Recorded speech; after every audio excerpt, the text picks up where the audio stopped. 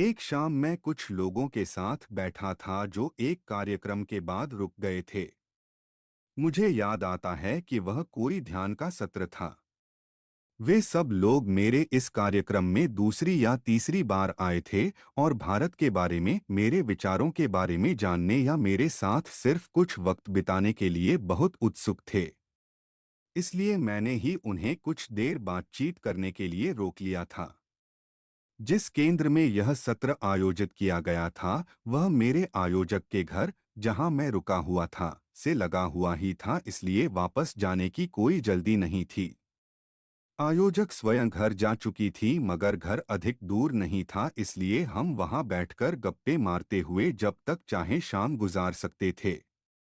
ध्यान के समय जो धीमा संगीत चल रहा था, उसके स्वर अभी भी जारी थे और हम सब दुनिया भर के दर्शनों पर चर्चा का आनंद ले रहे थे। तभी अचानक बिजली और संगीत बंद हो गए और अगले ही क्षण दोनों फिर चालू हो गए। हम सब आश्चर्य से एक दूसरे को देखते रह गए। भारत में यह कोई आश्चर्य की बात नहीं होती, बिजली की कटौती वहां आम बात है। मगर यहाँ जर्मनी में मैंने आज तक पल भर के लिए भी बिजली जाते नहीं देखी। पूरे समय व्यवधान रहित बिजली मुहैया की जाती है। मेरे मित्रों ने कहा कि खैर कभी कोई बहुत बड़ी समस्या आने पर ऐसा हो भी सकता है, मगर अपवाद स्वरूप ही ऐसा होता है। कुछ टूट गया होगा और उसे दूसरी लाइन से जोड़ने के लिए बिजली बंद करनी पड़ी होगी। कुछ पल के लिए इस कैफियत से हम सब संतुष्ट हो गए। हम फिर बातों में मशगूल हो गए, लेकिन 2 मिनट बाद फिर वही हुआ। हम फिर एक दूसरे की तरफ ताकते हुए इंतजार करने लगे। ऐसा 3 बार हुआ तो यह सामान्य बात नहीं थी। क्या मामला है, देखने के लिए हम उठ खड़े हुए और सोचा अपने आयोजक से बात की जाए कि पहले भी कभी ऐसा हुआ है क्या। जब हम ध्यान वाले कमरे से बाहर निकले, हमें सामने वाला दरवाजा बंद होने की आवाज सुनाई दी और जब मैंने खिड़की से बाहर झांककर देखा तो एक काला साया भागता दिखाई दिया। मैंने ध्यान से देखा तो उसका चलने का ढंग वगैरह देखकर मुझे लगा मैं उस आकृति को पहचान रहा हूँ, और लो, वह तो मेरी आयोजक ही लान पार करके अपने घर की तरफ जा रही थी। सामने पहुंचकर उसने दरवाजा खोला तो कमरे का प्रकाश उस पर पड़ा और मेरा शक दूर हो गया। निश्चय ही मैं अकेला नहीं था जिसने उसे खिड़की से लान में दौड़ लगाते देखा था। कमरे में अजीब सा सन्नाटा छा गया।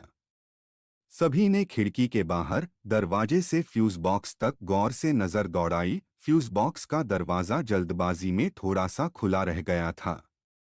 मेहमानों से क्या कहा जाए, समझ में नहीं आ रहा था, मगर हमने अपनी बातचीत को वहीं विराम दिया और आपस में गुड नाइट कहकर विदा हो गए।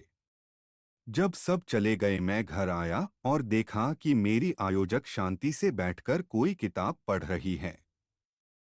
उसने मुझे हेलो कहा और कुछ आश्चर्यचकित दिखाई देने की कोशिश करने लगी।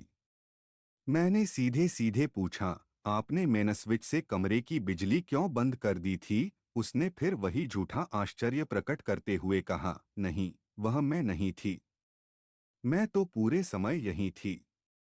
लेकिन मैं जानती हूँ, अब उसकी आवाज जरा धीमी हो गई। कभी कभी ऐसा होता है यहाँ। मुझे लगता है कि कोई अतृप्त आत्मा है जो प्रकाश के लिए इधर-उधर भटकती रहती है।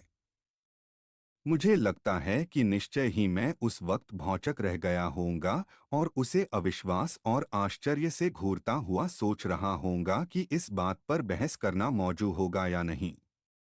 मैंने कोई बात न करना ही उचित समझा। अगर वह इतना बड़ा नाटक कर सकती थी तो अब अपनी बात से पीछे हटने वाली नहीं थी। इसलिए बहस में क्यों उलझा जाए। मैंने विषय बदल दिया, लेकिन यह स्पष्ट कर दिया कि मैं इन फिजूल की बातों पर बिल्कुल विश्वास नहीं करता। एक अनोखी अनुभूति मुझे हुई। एक मजेदार वाकया मेरे साथ हुआ था। एक और सीख मुझे मिली, सिर्फ अंधविश्वासी लोग ही दुनिया में नहीं बसते, बल्कि अंधविश्वास को विश्वसनीय बनाने के लिए और उसे और आगे ले जाने के लिए कुछ लोग स्टंट भी कर सकते हैं। अगर आपको कहानी अच्छी लगी तो वीडियो को लाइक सब्सक्राइब जरूर करें। धन्यवाद।